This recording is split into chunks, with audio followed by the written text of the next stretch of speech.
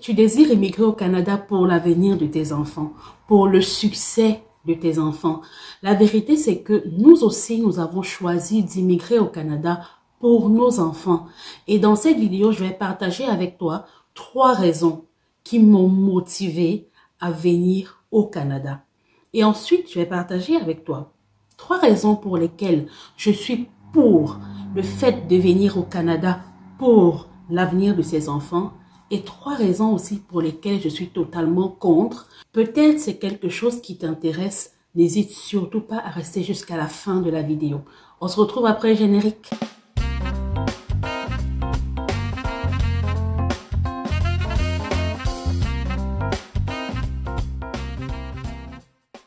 Bonjour à vous. Si vous êtes nouveau sur la chaîne, je suis Esther Vanessa. Sur cette chaîne, on parle d'immigration au Canada, de tout ce qu'il vous faut pour pouvoir réussir votre immigration au Canada, mais aussi de l'éducation des enfants, des réalités que nous vivons sur le territoire. Si c'est quelque chose qui vous intéresse, n'hésitez surtout pas à liker la vidéo, à vous abonner et à la partager autour de vous parce que je suis sûre que ça va aider plusieurs personnes. Aujourd'hui, nous allons parler des enfants au Canada, de la raison phare de beaucoup de familles qui désirent immigrer au Canada. C'est je viens au Canada pour mes enfants, j'immigre pour mes enfants, pour l'avenir de mes enfants. Et oui, c'est une raison valable pour certains, pas valable du tout pour d'autres personnes. Ça dépend de votre situation et des réalités que vous vivez localement. Quelqu'un que j'affectionne particulièrement a tendance à dire c'est dans 20 ou 25 ans que nous saurons si le choix d'avoir immigré au Canada était un bon choix ou un mauvais choix, surtout pour nos enfants. Alors dans cette vidéo, je vais commencer par vous partager 3 raisons qui m'ont motivé à venir au Canada quand j'étais encore en Afrique. Alors la première raison, c'est le plan B. Lorsqu'on est né et qu'on a grandi dans un environnement économiquement et politiquement incertain et qu'on a réussi plus ou moins à tirer son épingle du jeu, on est tenté de se dire, est-ce que cet enfant réussira aussi à tirer cette épingle du jeu? Pourquoi ne pas saisir l'occasion qui m'est présentée présentement devant moi et lui donner un plan B? L'occasion de choisir entre ici et ailleurs. Ça, c'est la première raison. La deuxième raison, c'est la diversité culturelle. Nous savons très bien qu'il existe une telle richesse dans la diversité culturelle. Quelqu'un qui a voyagé, qui a visité 10 pays ou 10 villages sera toujours plus riche culturellement parlant qu'une personne qui n'est restée qu'à un seul endroit ou à un seul village toute sa vie. Alors, donner la possibilité à nos enfants de rencontrer cette diversité culturelle-là, c'était un plus pour moi et c'est la deuxième raison qui m'a motivée à accepter cette immigration pour le Canada. La troisième raison, c'est l'ouverture sur le monde entier. Le passeport canadien est aujourd'hui considéré comme le 8e passeport le plus puissant du monde, avec une ouverture sur 184 pays sans visa. Ça, c'est une aubaine pour toute personne battante qui a envie de réussir. Alors, pourquoi ne pas saisir cette occasion? C'est la troisième raison qui m'a motivée à accepter cette immigration. Peut-être que vous vous retrouvez dans ces raisons-là. Peut-être même ce sont les raisons pour lesquelles vous désirez absolument émigrer au Canada pour que vos enfants aient cette possibilité.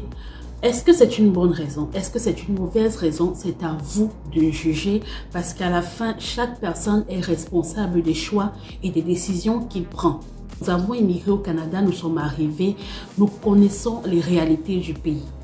Et nous savons qu'au-delà de notre désir de réaliser ces 3 vœux-là pour nos enfants, il y a des réalités qui existent. Ce sont ces réalités-là que je viens partager avec vous aujourd'hui pour que vous puissiez aussi ajouter des raisons à ce que vous avez déjà d'immigrer au Canada ou bien que vous décidez de retirer certaines raisons que vous avez d'immigrer au Canada. Ok?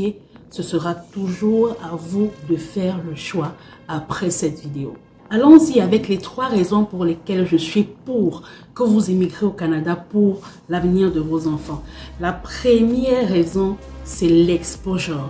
Toujours l'exposition à la diversité culturelle. Mais ce que j'aime le plus dans cette diversité culturelle, c'est le I can do mentality. Parce que la mentalité anglo-saxonne, c'est une mentalité de on ne baisse pas les bras. On est capable de le faire, on s'en va le chercher et puis on le fait. Ok, cette mentalité est présente au Canada comme elle est présente aux États-Unis. Pourquoi? Parce que les possibilités sont réelles et elles sont existantes. Si vous avez un enfant qui est intéressé par la science, qui est intéressé par la chimie, il a la possibilité de faire ses études dans ce domaine-là, de travailler dans ce domaine-là et d'exceller dans sa carrière.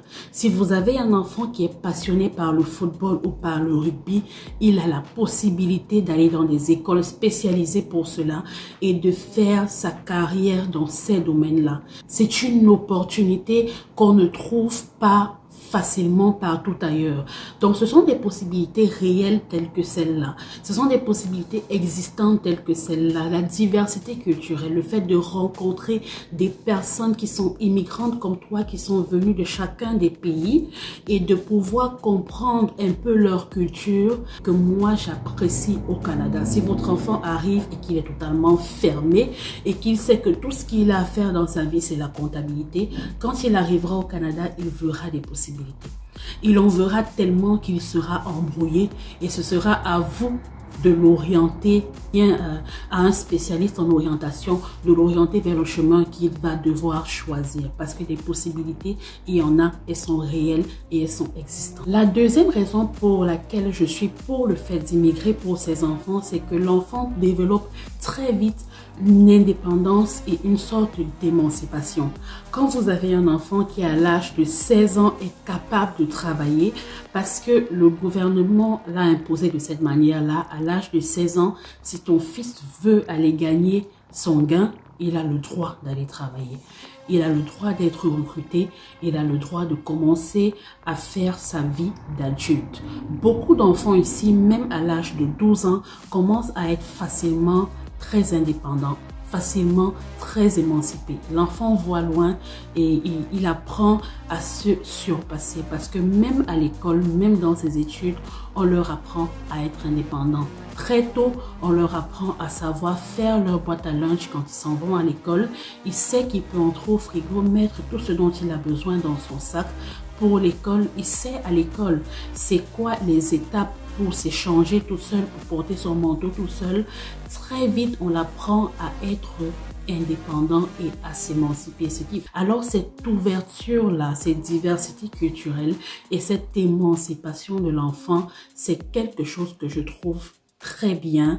Je tiens à préciser qu'il y a toujours des exceptions à la règle, ok? Il y a toujours des exceptions à la règle. Il y a des enfants que vous allez mettre dans cet environnement qui n'auront pas cette diversité culturelle, qui ne seront pas émancipés. Tout dépend de l'évolution de l'enfant. Ce que je dis n'est pas obligatoire pour chaque enfant. C'est ce qui existe, c'est ce qui est réel, mais chaque enfant a sa manière d'acquérir les choses et de se développer ou bien de saisir les opportunités. Donc, la troisième raison pour laquelle je suis pour le fait que vous immigrez pour vos enfants, c'est que le système est présent. Quand je dis que le système est présent, ça veut dire qu'il existe une justice, il existe un carnaval, il existe une méthode de conduite pour chacun des individus, ok? Le système n'est pas absent. Si votre enfant a besoin à l'âge de 18 ans d'ouvrir sa propre entreprise, il aura des subventions du gouvernement disponibles pour l'aider et pour le pousser. S'il désire avoir un crédit, il suffit qu'il aille à la banque, même s'il n'a pas encore de boulot, il aura une carte de crédit d'un minimum de 2000 $. Avec 2000 $ de minimum, il peut lancer n'importe quel business, ok? Comme il peut aussi faire n'importe quelle folie, tout dépend de ce qu'il choisit de faire. Je veux dire que le système est présent pour vous soutenir, vous, mais aussi pour soutenir vos enfants. Je vais juste prendre un exemple en parenthèse. Quand je suis arrivée au Canada à mon âge d'adulte, j'avais quand même la possibilité de demander au gouvernement une bourse d'études pour rentrer à l'école, ok? Et la bourse d'études, elle est facilement accessible. Si vous êtes adulte et que vous désirez quand même retourner à l'école, vous estimez que vous n'avez pas suffisamment fréquenté, le gouvernement vous soutiendra dans votre décision. Si vous choisissez d'ouvrir une entreprise, vous aurez des subventions qui vont vous soutenir dans votre plan. pas seulement pour vous en tant qu'adulte, mais aussi pour vos enfants. À partir de 16 ans, il est capable de tout faire. Il y a des enfants qui désirent se lancer en affaires. Les parents n'ont pas des moyens, mais qui trouvent des subventions du gouvernement qui sont réelles, qui arrivent à se bâtir parce qu'ils sont dans un pays d'opportunités où des possibilités sont réelles. Donc ça, c'est la troisième chose que j'aime, c'est que le gouvernement est là. Il n'est pas seulement là comme un gendarme, mais il est aussi là comme un soutien pour vos enfants et même pour vous. Maintenant, je vais vous présenter 3 raisons pour lesquelles je suis totalement contre le fait d'immigrer au Canada pour l'avenir de ces enfants. La première raison pour laquelle je suis contre le fait d'immigrer au Canada pour l'avenir de ces enfants, c'est l'exposition et la légalisation de certaines substances nocives. Ok, et je préfère insister sur le terme légalisation parce que partout, même chez nous en Afrique, on trouve des substances nocives partout, même dans les écoles, que les jeunes consomment. Mais ce n'est pas légal, c'est puni. Au Canada, certaines substances sont légales. Ça veut dire que ton fils a le droit de consommer s'il le désire et tu n'as rien à faire. À moins que tu désires t'élever en martyr. Si tu veux t'élever en martyr contre un système, lève-toi très tôt le matin. 1h du matin, ce sera trop tard. Parce que tu ne peux pas te lever et combattre un système.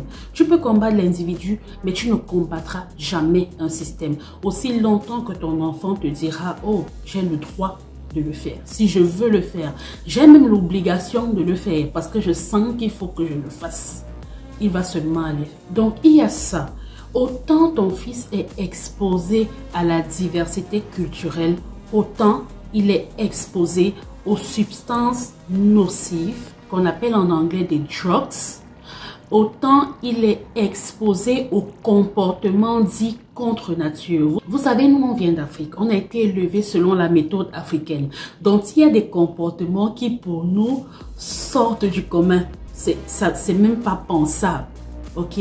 En venant au Canada, pour vos enfants, vous allez faire face à ce type de comportement-là. Et il faudra être prêt parce que c'est le système qui le veut comme ça et c'est le système qui l'encourage. D'accord? C'est à vous de vous adapter. L'Afrique, c'est pas le Canada. Si vous allez contre le système, vous allez tout simplement vous faire racler par ce même système-là. Ce système qui vous donne des opportunités va vous mettre plus bas que terre. Du coup, on va avec la deuxième raison pour laquelle je suis contre le fait d'immigrer au Canada pour ces enfants. Mettre cette raison-là devant, c'est l'abandon de la famille. Je parle d'abandon de la famille en ce qui concerne les parents. Parce qu'au Canada, on a vu des parents qui arrivent en terre d'opportunité et qui oublient qu'ils avaient immigré au départ pour les enfants. Ok? Papa sort et travaille 15 heures par jour. Maman sort et travaille, peut-être elle fait même plus, 20 heures par jour. Les enfants sont éduqués par qui? Par les tablettes. Ils sont seuls à leur propre compte. Au pire des cas, on leur donne 1 heure par jour pour discuter et parler de leur journée. C'est sûr que c'est un pays d'opportunités. C'est sûr que les possibilités sont alléchantes. Il y a des personnes qui, avant de quitter le pays, ne savaient pas qu'ils pouvaient gagner 1000 $ en l'espace de 2 semaines. Quand on convertit en francs CFA, c'est 500 000 francs CFA. Ça peut paraître beaucoup, mais l'éducation et l'avenir de vos enfants et la santé mentale de vos enfants coûtera plus cher que ça. Alors n'abandonnez pas vos familles. J'ai vu des familles, ils n'arrivent plus à s'en sortir avec leur enfant de 12 ans ou 13 ans ou 14 ans parce que l'enfant maîtrise ses droits plus que l'avocat. Il maîtrise tout. Il n'arrive plus à communiquer. Le parent n'arrive plus à se faire entendre. Qu'est-ce qu'il fait? Il est fatigué de combattre le système et de perdre. Il prend tout simplement cet enfant. Il va les donner aux services sociaux. Ok? Il leur dit, j'ai essayé du maximum que je pouvais. Je n'ai pas réussi. C'est votre système. C'est vous qui savez comment est-ce que ça fonctionne. Alors prenez l'enfant. Déjà que c'est votre enfant. Vous le prenez et vous l'éduquez comme vous le voulez.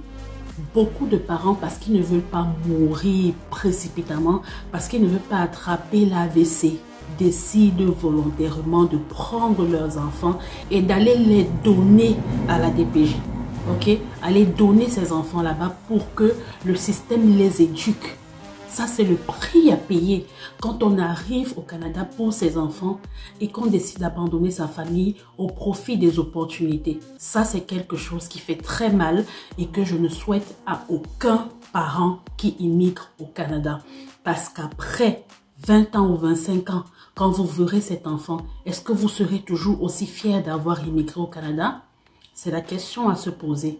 Alors ne choisissez pas de donner vos enfants, choisissez de les éduquer parce que vous êtes venus pour qu'ils puissent réussir. N'abandonnez pas votre famille. La troisième raison concerne principalement la province du Québec. C'est une loi qui a été validée il y a juste quelques jours. C'est la loi 15. La loi 15 dit non à la primauté parentale. Ok? C'est toujours et toujours le droit de l'enfant qui prime sur les parents. Je vais essayer de regarder ça avec vous sur mon ordinateur pour que vous puissiez mieux comprendre de quoi il s'agit. Là, je suis allée sur le site de radiocanada.ca pour voir un peu ce que le journal en dit. L'intérêt de l'enfant devra toujours primer sur toute autre considération, incluant celui de ses parents, en vertu de la loi 15 adoptée à l'unanimité jeudi dernier à l'Assemblée nationale. Ce journal est apparu le 14 avril, alors ça fait juste une semaine, un peu plus d'une semaine que cette loi a été adoptée. Cette loi-là, en fait, elle vient en remplacement de l'ancienne loi, ok? Auparavant, la loi stipulait que toute décision devait tendre à maintenir l'enfant dans son milieu familial. Donc, ça veut dire que s'il y avait un signalement qui était fait au sein d'une famille, la DPJ, qui est le directeur de la protection de la jeunesse, était censé tout faire pour que les conflits se résolvent d'une manière simple et facile pour l'enfant et pour le parent, de manière à ce que l'enfant puisse revenir dans son milieu familial beaucoup plus tard. Mais avec la loi 15, l'enfant n'est plus tenu de revenir dans son milieu familial. Je sais que pour certains cas graves, c'est une très bonne loi parce que honnêtement, on a aussi des parents qui ne désirent vraiment pas avoir des enfants, ne désirent vraiment pas avoir à éduquer des enfants. Du coup, ça devient beaucoup plus compliqué pour ces enfants-là. Mais ce ne sera pas deux poids, deux mesures. C'est une loi qui touche vraiment tout le monde. Et je vais aller sur le site du directeur de la protection de la jeunesse, qui est le site de la DPJ, ça c'est au Québec. Et vous voyez ici le rôle de la DPJ. La DPJ intervient dans les situations où l'enfant est abandonné. Donc, les parents qui travaillent beaucoup dur là, au Québec, des fois on laisse l'enfant tout seul à la maison, sans surveillance, sans personne. La DPJ récupère le cas et le traite. Ok, l'enfant est abandonné.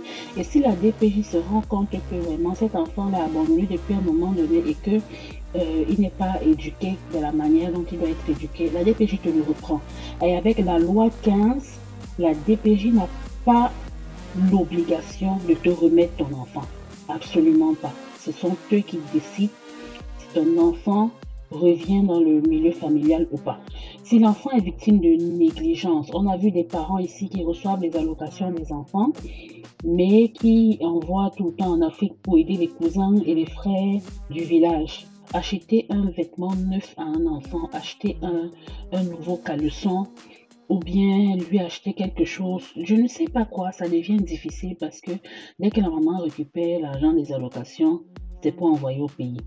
L'enfant marche avec des habits déchirés, il s'en va à l'école et dès que son professeur à l'école voit ça, qu'est-ce qu'il fait? Il estime que l'enfant est victime de négligence et il appelle la DPJ. Voilà comment les parents se retrouvent dans des problèmes. On vous dit que votre enfant est négligé à cause de vous.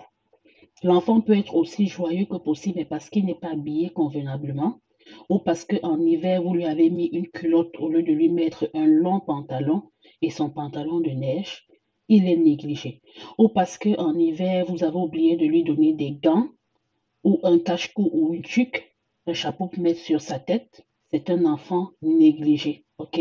Beaucoup de parents se retrouvent avec des problèmes au niveau de la DPJ pour des raisons aussi futiles que ça. Il y a d'autres raisons, mauvais traitement psychologique, passer le temps à troubler psychologiquement l'enfant, à crier sur lui ou à lui dire des choses qui ne tiennent pas la route.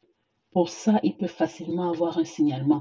Et laissez-moi vous dire que le personnel de la DPJ est formé pour retirer l'information dont il a besoin de votre enfant. OK? Pour le personnel de la DPJ, c'est facile. Il suffit qu'il s'assied avec votre enfant 30 à 45 minutes. Il va pouvoir lui extirper toutes les informations dont ils ont besoin pour monter leur dossier. Ils savent comment parler aux enfants. Donc, il n'y a pas grand-chose que vous puissiez faire pour contourner tout ça, à part vous conformer au système. Pas de traitement, pas de mauvais traitement psychologique, pas d'abus sexuels, pas d'abus physiques, ok? Et si l'enfant développe des troubles de comportement sérieux, ok, ce n'est pas un enfant autiste, ce n'est pas un enfant qui a normalement des troubles de comportement.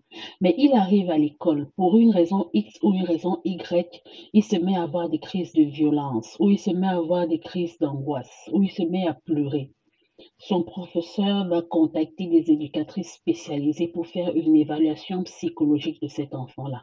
Et si on se rend compte que ce n'est pas de l'autisme et que c'est un trouble de comportement, on va investiguer au niveau de la famille pour savoir d'où vient ce trouble de comportement. Est-ce que c'est parce que papa se comporte bizarrement? Est-ce que c'est parce que maman se comporte bizarrement? Et au vu de tout ça, ils vont tirer une conclusion pour le bien de cet enfant-ci. La conclusion peut être qu'on l'enlève du cadre familial, ou bien la conclusion peut aussi être qu'il reste dans le cadre familial, mais votre famille reste sous la loupe, sous les projecteurs pour une étude continue sur la durée. Ok, vraiment, c'est pas un bon truc de vous avoir la DPJ sur le dos. Je ne souhaite à personne d'avoir cet organisme-ci sur son dos, surtout qu'avec la nouvelle loi 15 dont je vous parlais, l'enfant n'est plus obligé de vivre dans son milieu familial. Si pour l'une des raisons que vous avez vues, la DPJ estime que cet enfant ne doit plus revenir dans le cercle familial, il ne reviendra plus. Ok? Avant, c'était privilégié, mais maintenant, non. Je vais tout de même repréciser que cette loi 15 ne concerne que la province de Québec, ok? Ça ne concerne aucune autre province au Canada que la province de Québec. Chaque province a sa manière de gérer les choses. Le Québec le gère de cette manière-là. En ce qui concerne les enfants, vraiment, ça ne sert à rien d'immigrer pour les enfants et d'arriver se retrouver dans tous les problèmes de la terre parce qu'on vous accuse de négligence, parce qu'on vous accuse d'abandon. Je vous laisse aller dans le détail de chacun des termes. Soit vous vous alignez au système, ok, et vous essayez de recoller les morceaux, soit vous quittez le système. Il y a beaucoup de gens qui sont partis du Canada à cause de ça. Beaucoup de parents ont préféré quitter le Canada parce qu'ils se sont rendus compte que ils perdaient le contrôle sur leur famille, sur leurs enfants. Il était temps de partir pour avoir un autre système qui marche mieux avec leurs convictions, avec leurs valeurs et avec l'avenir qu'ils ont pour leurs enfants. Une chose est sûre, c'est que quand vous immigrez au Canada, vous devez savoir discuter avec votre enfant. Commencez à discuter étant encore au pays. Ne vous fâchez pas avec votre enfant, vous arrivez au Canada et puis vous vous attendez à ce qu'il vous écoute. Parce que quand il va arriver au Canada, il aura juste besoin de 6 mois à 1 an pour se rendre compte que dans ce pays, il a tous les droits. Il peut faire ce qu'il veut. Vous n'allez plus pouvoir parler. Il ne va plus vous écouter. Commencez à lui parler depuis le pays et quand vous serez ici, ça va aller au moins à 50% si ça n'allait vraiment pas avant. Donc, je vais vous laisser sur cette vidéo. J'espère qu'elle vous a aidé. J'espère que le contenu pourra maintenant vous aider à mieux prendre votre décision quand vous allez choisir d'immigrer au Canada pour l'avenir de vos enfants. C'est une terre d'opportunités, c'est une terre de possibilités. Ça peut offrir tellement de choses à vos enfants, ça peut aussi leur enlever tellement de choses. Mais tout dépend de vous en tant que parent. Quand vous avez une vision pour immigrer, gardez cette vision-là en tête. Ne vous laissez pas distraire par les opportunités. Ne vous laissez pas distraire par les possibilités. Gardez votre vision en tête et dites-vous que vous allez réussir votre immigration pour vos enfants. Parce que vous êtes arrivé au Canada pour ces enfants-là. Alors, je vous laisse sur cette vidéo. Si ça vous a plu, n'hésitez surtout pas à la liker, à vous abonner et à la partager autour de vous. On se dit à la prochaine. Bye.